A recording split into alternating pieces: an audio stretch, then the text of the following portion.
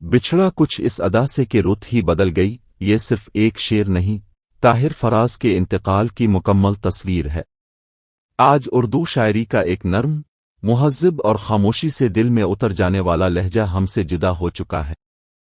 طاہر فراز کا جانا ایسا خلا چھوڑ گیا ہے جسے لفظوں سے تو بیان کیا جا سکتا ہے مگر پر نہیں کیا جا سکتا۔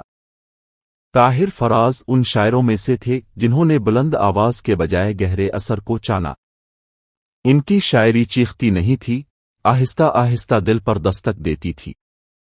ان کے اشعار میں محبت تھی مگر شور کے بغیر، دکھ تھا مگر شکوے کے بغیر، اور سچ تھا مگر تلخی کے بغیر۔ وہ عشق کو بھی تہذیب کے دائرے میں رکھ کر برتتے تھے۔ مشاعروں میں جب طاہر فراز مائک پر آتے تھے تو محفل کا شور خود بخود خاموشی میں بدل جاتا تھا۔ لوگ سننے کے لیے نہیں، محسوس کرنے کے لیے راک جاتے تھے۔ ان کی آواز میں ٹھہراؤ، لہجے میں شرافت اور لفظوں میں اعتماد ہوتا تھا۔ وہ بناوٹی جوش وقتی داد کے محتاج نہیں تھے، ان کا کلام خود اپنی پہچان تھا۔ طاہر فراز روایت سے جڑے رہے مگر روایت میں قید نہیں ہوئے۔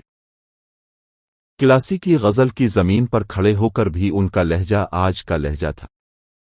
انہوں نے یہ ثابت کیا کہ سادگی کمزوری نہیں بلکہ اصل طاقت ہے۔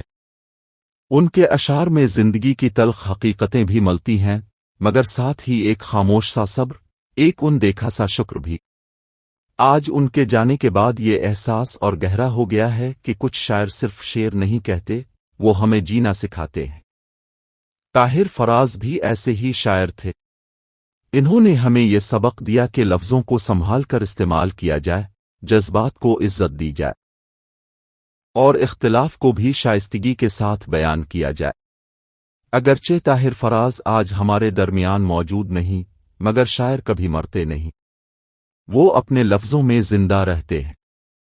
جب بھی کوئی مصرع دل کو چھوئے گا، جب بھی کوئی غزل خاموشی میں سنی جائے گی، طاہر فراز یاد آئیں گے۔ وہ بچھڑے ضرور ہیں مگر ان کی خوشبو آج بھی اردو ادب کی فضا میں موجود ہے اور شاید ہمیشہ رہے گی۔ مزید اپڈیٹ کے لیے ہمارا چینل سبسکرائب کریں اور گھنٹی کو دبائیں تاکہ میری ہر ویڈیو اب تک پہنچ سکے۔